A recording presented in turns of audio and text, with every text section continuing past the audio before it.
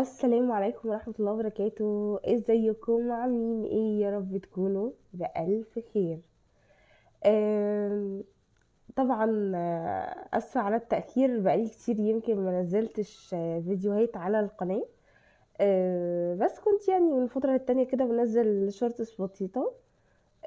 واسفة كمان على صوتي عشان انا عندي دور برد شديد قوي. دعواتكم ليا ان شاء الله بالشفاء العاجل. آم، موضوع النهاردة اللي أنا جاية أكلمكم فيه هو إنه باختصار شديد الفترة اللي فاتت دي ناس كتير، يمكن من دايرة علاقاتي وكمان على السوشيال ميديا، لأنه زي ما انتوا عارفين لو اتكلمنا في أي حاجة ما شاء الله بتلاقوا وسائل التواصل الاجتماعي بيقترحوا لكم نفس الموضوعات ونفس الفيديوهات اللي بتتكلموا عنها، ما تفهموش ده ايه يعني. المهم نرجع لمرجعنا. آه، يمكن ناس كتيرة قوي كانت بتتناقش معايا في موضوع الحجاب، وهل هو الحجاب اللي احنا لابسينه ده يعني ده اللي مقصود بيه في القرآن ان احنا نغطي غطاء الرأس. وناس كتير بقى وانتوا عارفين انه يعني الموضوع ده ينام ينام وفجأة يطلع ترند تاني ويصحى والناس تقعد بقى تقول لك لأ ومش عارف ايه. فيمكن انا النهارده فاتحه يعني عشان اقول لكم احكي لكم قصتي مع الحجاب، وكمان علشان اقول لكم يمكن وجهة نظري في الموضوع ده زي ما عودتكم قبل كده. مبدئيا كده، يمكن انا اتحجبت في ثالثه ثانوي، وتعرضت لكمية انتقادات لاني زي ما انتوا يعني اللي متابعني زي ما انتوا عارفين ان انا من الصعيد، وكمان عايشة في قرية. فيمكن هنا غير مألوف ان البنت مثلا تعدي الابتدائي وهي مش لابسه حجاب. فكان بالنسبه لهم يمكن فكره انه انا مش لابسه حجاب لحد تالتة ثانوي ده انتي يعني لا انتي كده عديتي كل الخطوط يعني. فمثلا من ضمن الحاجات الطريفه يعني اللي انا والله بفتكرها ويعني وبجد بتسعدني، لانه انا دايما بحب اشوف ان هي الخير في الحاجة. يعني اكيد الشخص ده بيبقى عامل كده بسبب ان هو في نية خير بغض النظر عن التصرف بتاعه ده. هو عمله بشكل يرضيني ولا ما يرضينيش. المهم، كنت في تالتة اعدادي. على ما اتذكر كان باخد درس رياضيات. فكان استاذ محمد، يعني ربنا يا رب يديله الصحة والعافية يا رب ان شاء الله ايام ما كان هو فين. كان دايما بيناديني باسم قرعة. يعني القرعة راحت القرعة جت، وده ليه؟ عشان انا بشعري. وفضل يعمل كده كتير عشان خاطر ان انا البس الحجاب. انا يمكن وقتها ما كنتش بعند او حاجة، بس الفكرة كلها انه آم، يعني انا اهلي في البيت ما كانوش بيضغطوا عليا. انا والدتي قالت لي سارة انتي في سن معين المفروض ان انتي الحجاب ده هيكون فرض عليكي، فلو انتي ملبستيهوش آه، كل مرة انتي بتخرجي فيها بتاخدي ذنوب بعدد شعر راسك على حسب مين اللي بيشوفك يعني.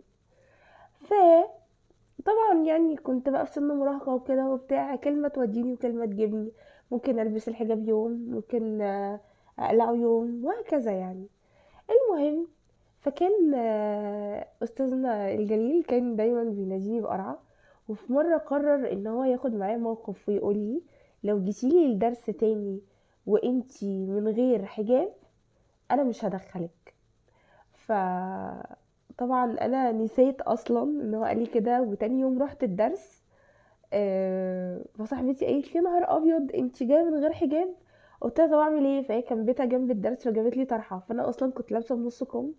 فقمت حاطه الطرحه كده وحاطه بقيه الطرحه على دراعتي عشان انا يعني لابسه بنص كم كده، لان ما كانش عندي وقتها يمكن هدوم بكم واحنا كنا في الصيف، ففرهضه يعني. المهم فهو الله يمسيه بالخير يعني ضحك وقال لي والله يا ساره ربنا يهديكي يعني. ويمكن هو ده بس الموقف اللي اخده معايا، وكان هدفه يمكن انه هو نفسه اني انا ارتدي الحجاب. بس انا يمكن كان وقتها سننا صغير، وحتى البنات اللي كانوا معايا كان معظمهم بيخرج بالطرحة ويرموها على كتفهم واحنا في الشارع، وبعد كده لما نيجي ندخل الدرس مثلا يقوموا لابسينها تاني.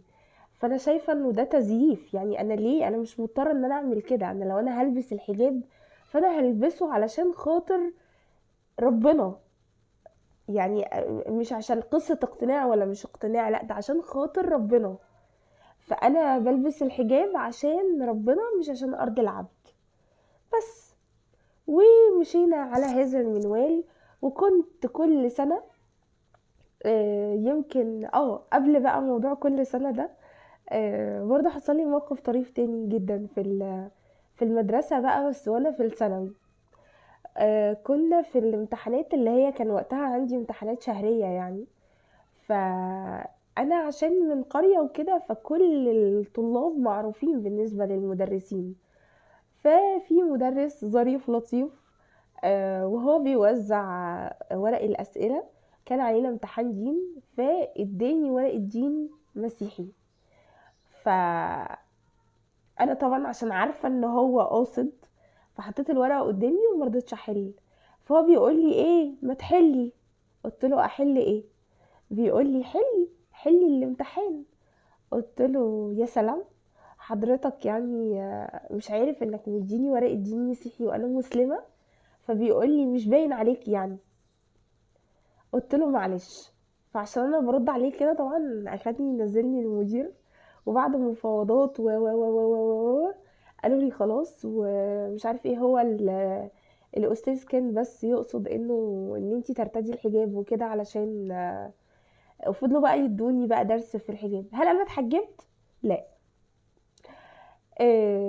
كنت كل سنة يمكن كان بيجي رمضان فماما كانت بتشد عليا قوي بتقولي حتى لو انتي بشعرك فيمكن بلاش تأذي او تجرحي صيام المسلمين في رمضان، فحاولي ان انتي في رمضان تلبسي الحجاب.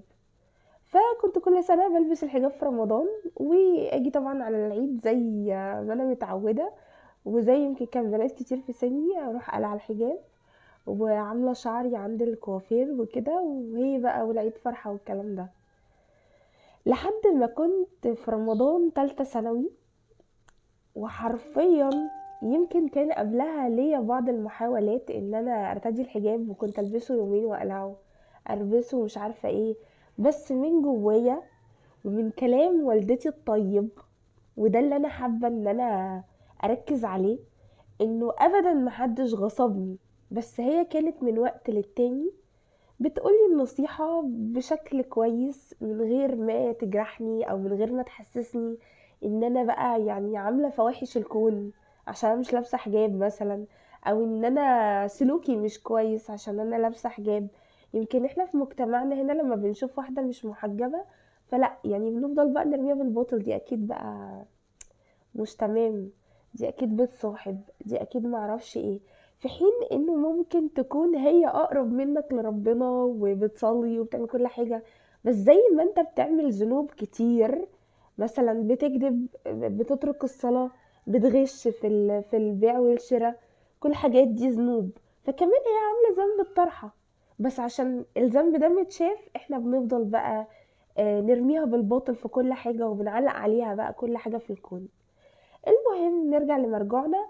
آم، في رمضان بتاع تالتة ثانوي ده يا جماعة أنا خلاص يعني حسيت إنه أول ما جيت أقلع الطرحة وعايزة بقى أروح للكوافير زي كل سنة، فلقيت إنه أنا حاسة إن أنا لما هقلع الطرحة يعني حاسة بإحساس إن أنا عريانة، حرفيا والله حاسة إن أنا يعني لأ مش قادرة. ده كان إحساس داخلي، ومن وقتها وأنا بقى لبست الطرحة لغاية دلوقتي. استنوني بقى في فيديو تاني اشرح لكم بقى مراحل بقى الطرحة في حياتي لحد دلوقتي، وازاي يمكن انا ابتديت اعدل من لبسي ومن شكل حجابي. السلام عليكم.